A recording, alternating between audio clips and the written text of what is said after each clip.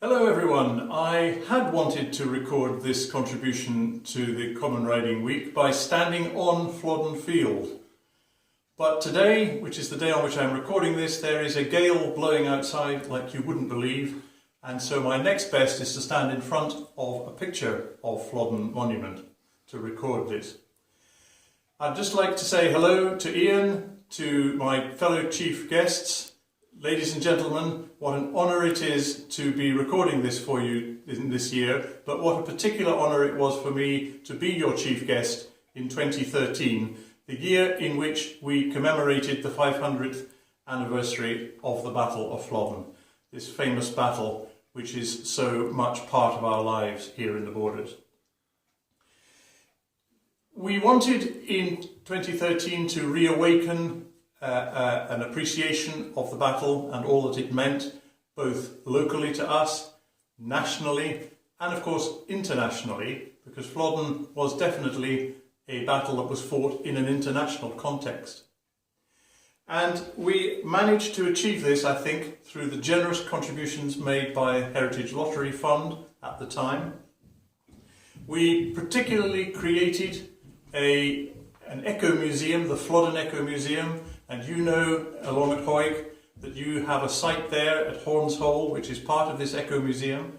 It's a network of 41 different sites, all up and down the country, mostly local, of course, in the Tweed Valley, because that's where the battle took place.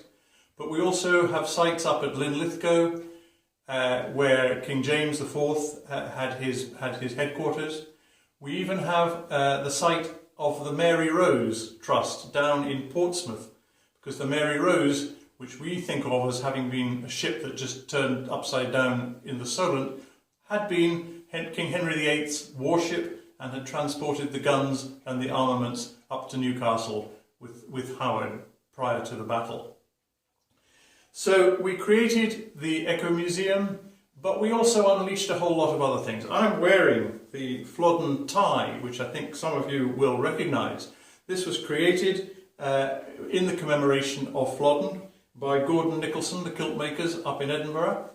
I've got here a wonderful picture, a wonderful CD called The Flowers of the Forest, which is a 2 CD album, Songs and Music of Flodden, and also another CD of poetry and prose of Flodden, produced specially in 2013 by Green Tracks, and a wonderful tape it is too.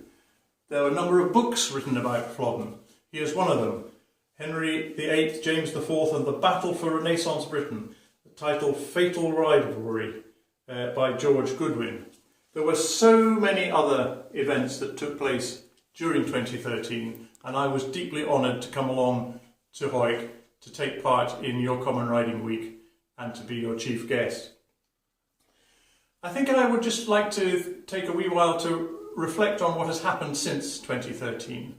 Not only have we achieved a great Eco Museum, which is still up and running and still very much in the public eye, but there have been other anniversaries that have taken place, and I think the one that we just need to remember, perhaps just need to recall, is the anniversary of 2018, when we celebrated, if you can call it that, I think we can, the 1000th anniversary of the Battle of Carham, fought in 1013 at Carham, which set the line of the border between England and Scotland from Carham down the middle of the Tweed right to Berwick-upon-Tweed. And in a world in which we often think of the border between England and Scotland as coming and going a bit, never being quite certain, it is remarkable to think that it's 1,000 years and more since that fixed border was established, and it's one of the oldest established fixed borders in Europe. Now, we would all wish to be at Flodden. The last 2 years here has been very quiet. These fields behind us in August would normally be the scene of the celebrations and joyousness when Coldstream Civic Week and the Coldstream Rider comes up. The Coldstreamer leads his horses up the hill here to the great hurrahs of the crowd. It's quiet. We very, very much hope that in 2022 we'll all be back here again. Look forward to seeing you all, and I do wish you all a very, very happy Common Riding Week in June of 2021, however you wish to be celebrating it. Thank you very much, and many, many congratulations to Ian particularly on this initiative in bringing together all the former chief guests to make their contributions. Thank you very much.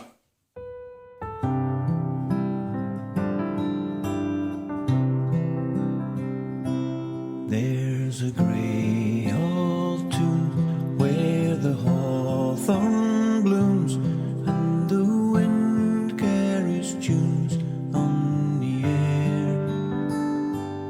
There I long to roam where my kin calls home. I would trade all I own to be there, to be there.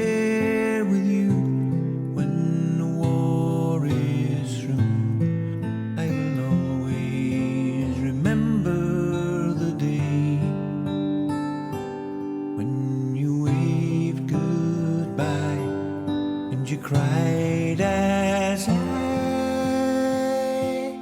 marched away.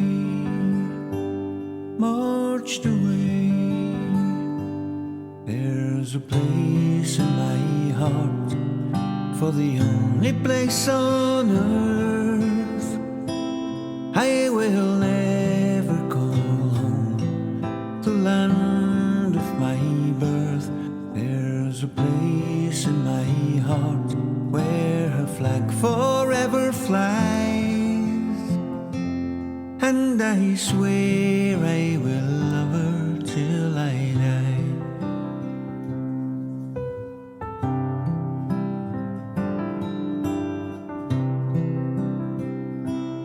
When the owl takes flight in the still of night, he can sense more than light as his guide. When you march alone and your heart seeks hope, you just follow the feelings inside. But the road is long to where I belong.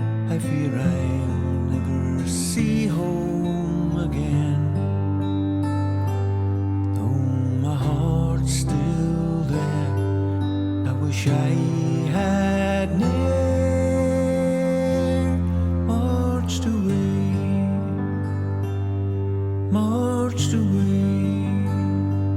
There's a place in my heart for the only place on earth I will ever call home, the land of my birth. There's a place in my heart where her flag forever flies, and I swear I will love her till I die. I swear I will love her till I die.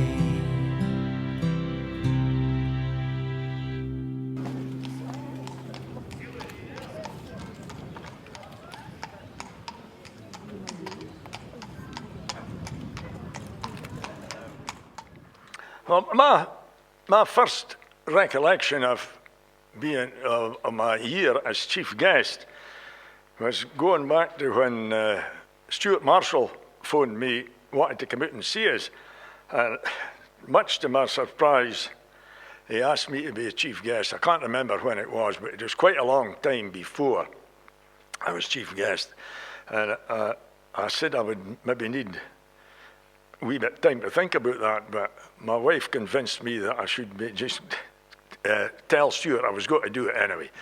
And that was really the beginning of a wonderful year for me as chief guest. One of the, I had so many great memories, but one of the great things was the great hospitality I received from everybody, the support and the encouragement from everybody I met, all the folk in the town, they were unbelievably encouraging and supportive to everything we did. The first thing that we did was, the first thing I attended, I think, was the reenactment of Horns Hole.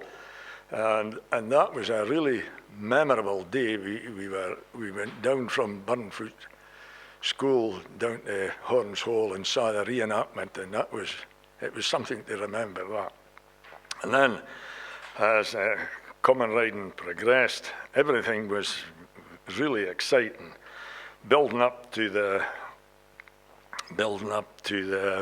colour busing in the town hall. We moved into Hawick, courtesy of the Common Riding Committee. We moved into Elm Guest House and had a wonderful time in there. Lynn looked after us very, very well. And as I say, the colour busing, quite nerve-wracking, sitting on that stage in the town hall, seeing so many faces and so many folk that I recognised.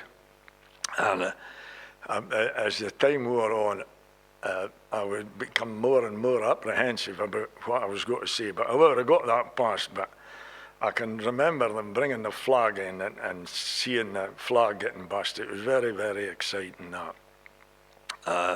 the Friday, the day at the moor, was passed in a blur. I can remember the hat and the breakfast and the hat and then the moor. The whole day was just a perfect day as far as we were concerned. Again, the encouragement and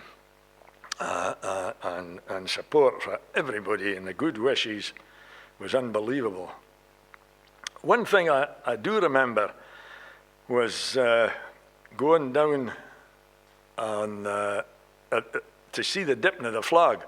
Now, I had never ever seen the dipping of the flag in my life until I was chief guest. It's strange that should happen, but when I was acting father, the acting father wasn't allowed to go to the dipping of the flag. The acting father goes now, but that was my first sight of the dipping of the flag, and that was something else that I really appreciated. And the visit to the museum on Saturday, again, very memorable.